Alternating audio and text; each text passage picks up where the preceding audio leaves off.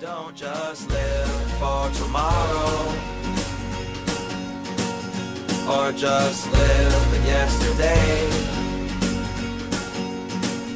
Just be glad for all you have that's in today.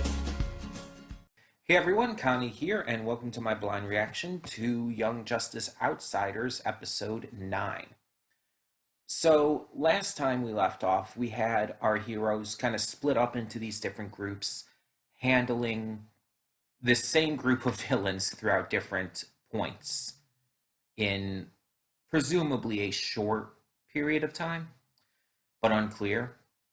And by the end, Diana, Wonder Woman, is questioning whether or not their methods and everything are like kind of invalidating their position as heroes. So we'll see how all of that ends up turning out. But I want to say something. So this was the case last week as well. I found myself so far this week not wanting to get to this. I'm recording this on Wednesday, and I usually record things in order. Like I do Monday, I start recording for Monday, then I do Tuesday and Wednesday and so on in order. But I skipped past Friday, skipped past this, and yesterday I recorded Owl House for Saturday for tomorrow instead. So today it's like I'm getting to this, but I don't know. It's not that I don't want to get to more of this series. It's like maybe it's because of the seriousness of the show and everything, and the fact that it's like I came back to this after 2 years and everything, but it's like my motivation is not entirely there yet for continuing this. And it probably, the 2 year gap probably is part of that.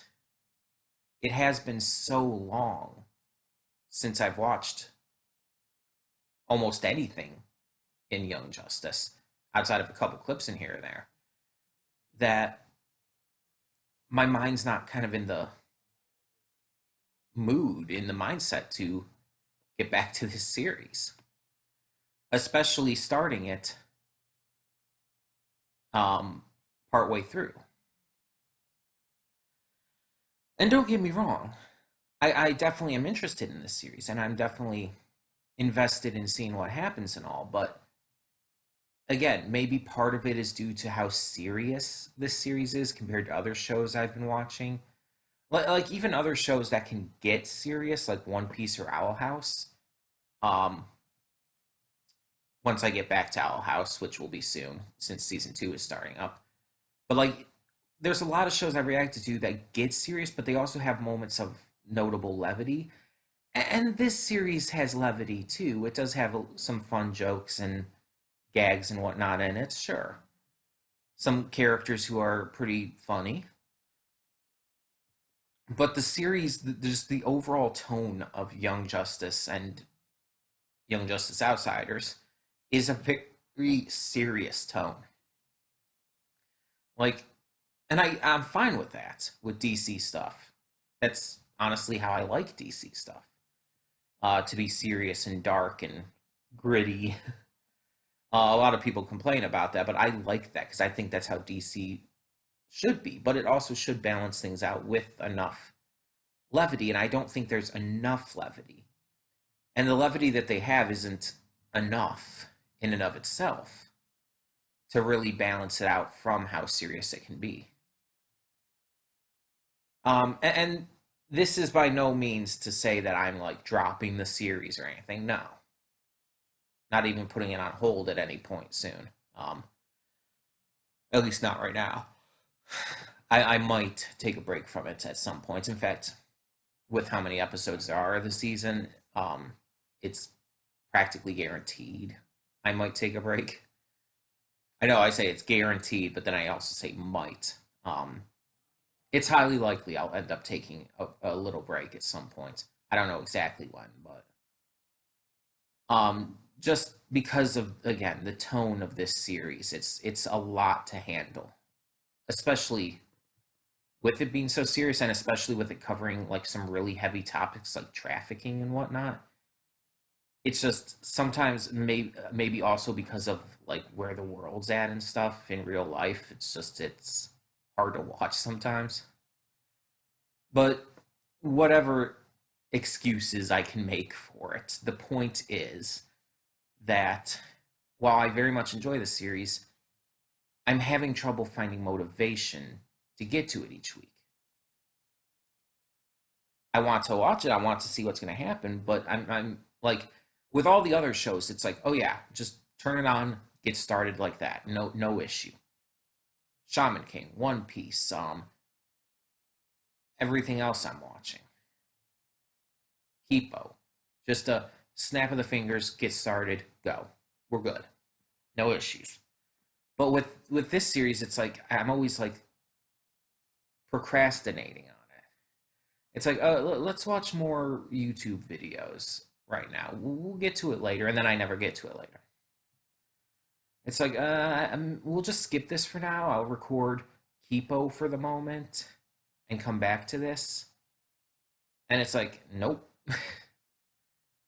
um, so I'm kind of forcing myself to get to it today, but it's like,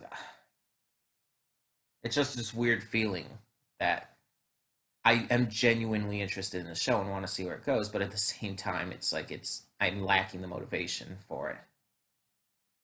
Again, I have a few reasons as to why that could be. Like I said, the 2 year gap and everything, the seriousness compared to other shows I'm reacting to, it just has a tonal difference, stuff like that.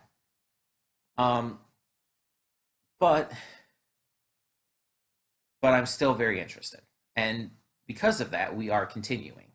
Even if I have to force myself each week, we will be continuing, and we will be getting to it each week, unless I end up taking a week off, which I might sometime soon. Just as a little warning, there might be a week sometime soon coming up that I might want to take off, or at least mostly take off, like take a partial week, like I've done in the past, where I only record a couple things. Um, I can't say for certain yet, but it's like I'm starting to get to that point where I feel like I need a break. You know what I mean? Where I feel like I need at least like a week off. But I'm not quite there yet. And I will let you know ahead of time if and when that happens. So, in the meantime, I am interested to see what we got. We're still working our way up towards saving Tara, um, Brion's sister, and we still got a lot more going on with Dooms or not Doomsday, Dark Side behind the scenes, Savage planning his own shit, doing his thing, being Vandal Savage basically. Um, and on top of that, we have new heroes, old heroes, and a lot of training still to do. And I'm still wondering if, like, those female heroes who were in the last episode, were they in the series before? Or was this like their introduction? I'm genuinely unsure. Because again, it had been 2 years since I watched anything of Outsiders, and I mean, it's been even longer since I've watched anything of the original run of Young Justice, so I mean,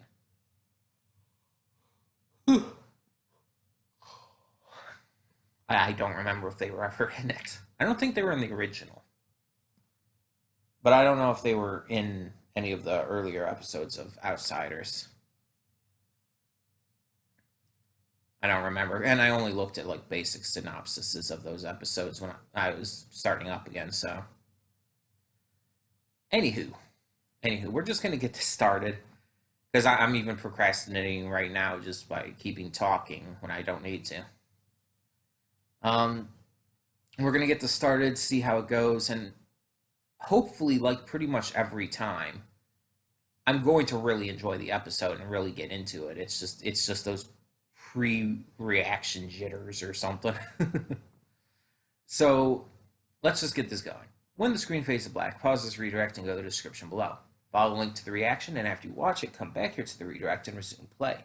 Because after it fades to black and then fades back in, everything from that point forward will be my afterthoughts and will contain spoilers to the episode. So, that being said, thank you so much for tuning in, and I will see you at the reaction. And we are back, and we'll begin with spoilers in 3, 2, 1, now.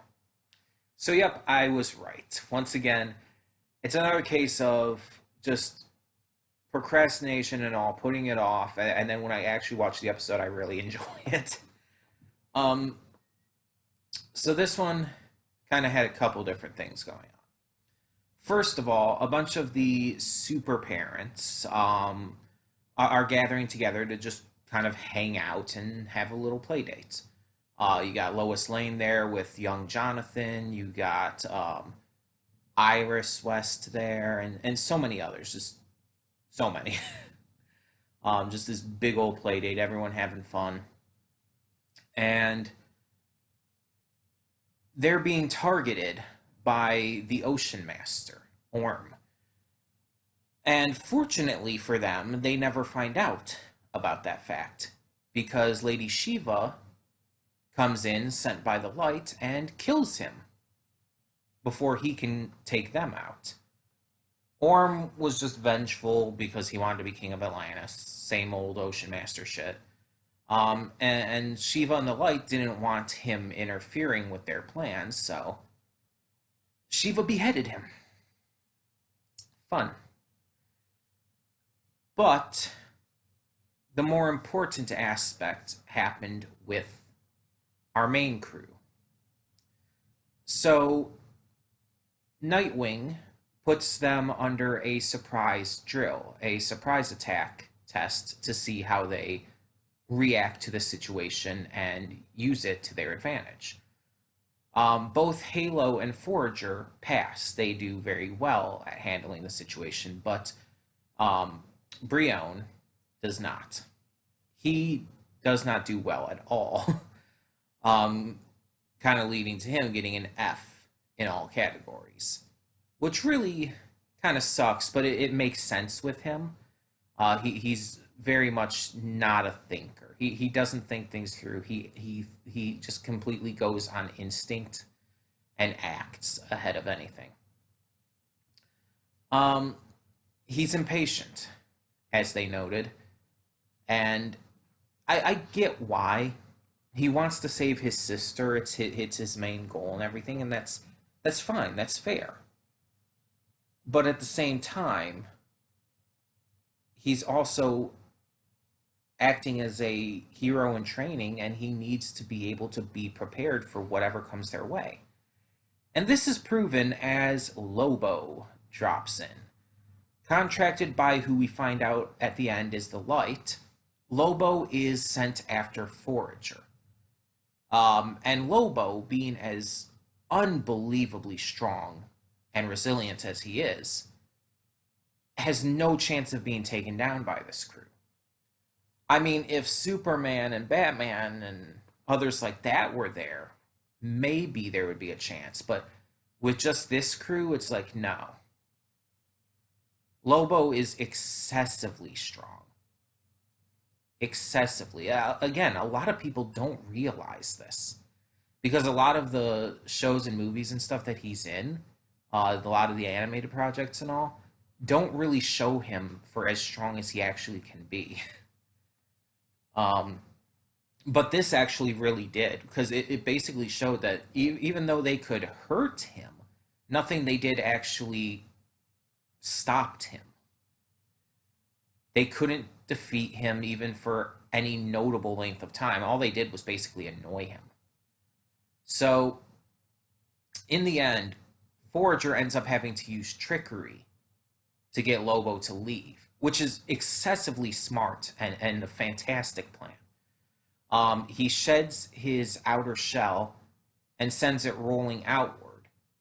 Lobo sees this and attacks it, thinking he's attacking Forager altogether, and thinking he kills him. And this allows Lobo to leave, thinking he accomplished his contract. However, this also makes everyone else think Forger is dead, and that's a little freaky, but luckily he comes out afterwards and reassures them, and everybody's happy again. um, but yeah, it was one hell of a battle, and getting to see like Lobo like just basically be very, very unfazed by almost anything they were doing. Like they managed to knock him around a little bit and do damage to him. Like they took off his pinky finger and all. Um, because of his healing factor and everything, nothing really stuck. So nothing they really did actually mattered in the long run in that fight, outside of holding him back and keeping him away from Forger as much as they could. Um, but yeah, it's really interesting because the lights, we find out they didn't actually need Forger to be killed or anything. Their goal was simply reconnaissance. They used this to find out what was going on with that team and everything. And we also find out that Granny Goodness, who we saw earlier in the episode promoting her product on Godfrey's show, is working with them. And if you know DC Comics, if you know Darkseid, it's like you already knew that. You know who Granny Goodness is. So it's like it's not a surprise or anything, but at the same time, newer fans who might not be familiar with a lot of the source materials and whatnot might actually find that surprising. It's very possible.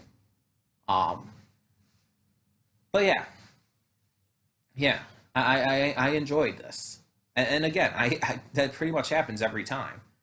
Even though I procrastinate on getting to the episodes, it's like every time I actually get to them, I enjoy them. This one was really good. The fight with Lobo was excellently handled and did show the difference in ability between them. Um, we got to see some other villains doing villainous things, and we got to see the light planning and plotting as to what's going to go on next. A lot of setup for this, but also we're seeing how, yeah, our team is not quite ready yet to go and rescue Tara, who they only think is there. So they have to be cautious and they have to do more training, even if Brion doesn't want to do that. um, but yeah, I'm definitely interested to see where this goes, and hoping for some more really good fights like this one in the future episodes. So tell me in the comments below what you thought of this episode of Young Justice Outsiders, and thank you so much for tuning in. For now, I'm Connie, and I'm signing off. See y'all next time.